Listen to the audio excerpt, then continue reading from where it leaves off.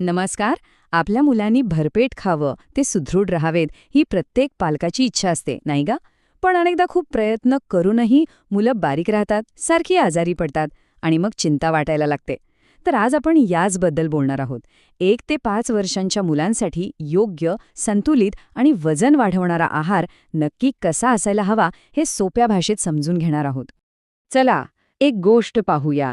एक अशी गोष्ट जी कदाचित अनेक पालकांना अगदी आपलीशी वाटेल.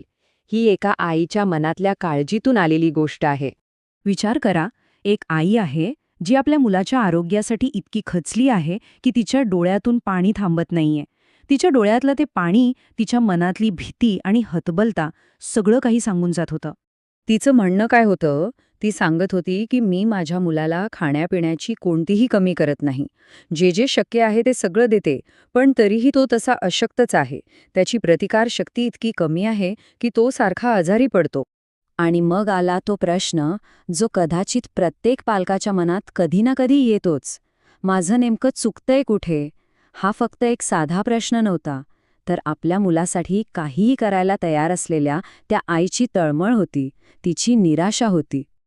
आता इथे एक गोष्ट समजून घेणं खूप महत्वाचं आहे. त्या आईच्या प्रेमात किंवा तिच्या प्रयत्नांमध्ये काहीही कमी नव्हतं. पण तिलाही नकळत तिच्याकडून मुलाला जो आहार दिला जात होता, त्यात एक छोटीशी चूक होत होती. तर मग ही चूक नेमकी आहे तरी काय? आणि गंमत म्हणजे ही चूक इतकी इतकी सामान्य आहे की अनेक पालक नकळतपणे रोज तीच चूक करत असतात. हा आकडा बघा, 80%. खूप मोठा आकडा आहे नाही का? पण याचा अर्थ काय? हे 80% काय आहे?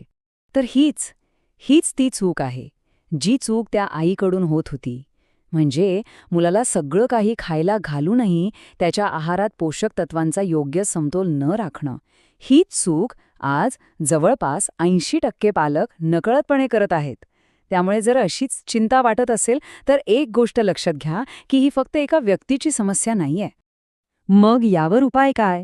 तर सगळ्यात आधी आपल्याला 1 ते 5 वर्षांच्या मुलांसाठी योग्य आहाराचा पाया काय असतो, हे समजून घ्यावं लागेल. आता संतुलित आहार म्हणजे नेमकं काय? यात खूप मोठं विज्ञान नाहीये.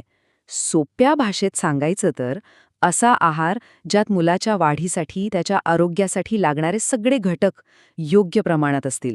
अगदी योग्य प्रमाणात. हे बघा, हे चित्र खूप छान समजवते. मुलाच्या ताटात काय आणि किती असायला हवं? तर साधारणपणे 50% कर्बोदके, म्हणजे पोळी, भात, भाकरी यांसारख्या गोष्टींमधून मिळणारी ऊर्जा. 25% प्रथिने, म्हणजे डाळ, कडधान्य, पनीर यातून मिळणारी ताकद. आणि उरलेले 25% चांगली चरबी, म्हणजे तूप, शेंगदाणे, तेल यांसारख्या पदार्थांमधून.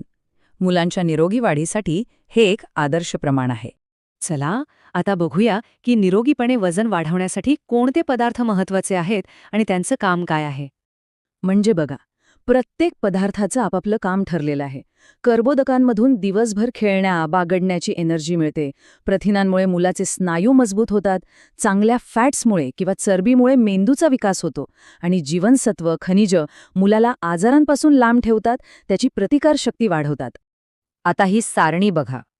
हे एक उदाहरण आहे, एक आराखडा आहे की दिवसाच्या वेगवेगळ्या जेवणात हे सगळे घटक कसे बसवायचे. सकाळच्या नाश्त्यापासून ते रात्रीच्या जेवणापर्यंत प्रत्येक जेवणात योग्य घटकांचा समतोल राखणं महत्वाचं आहे.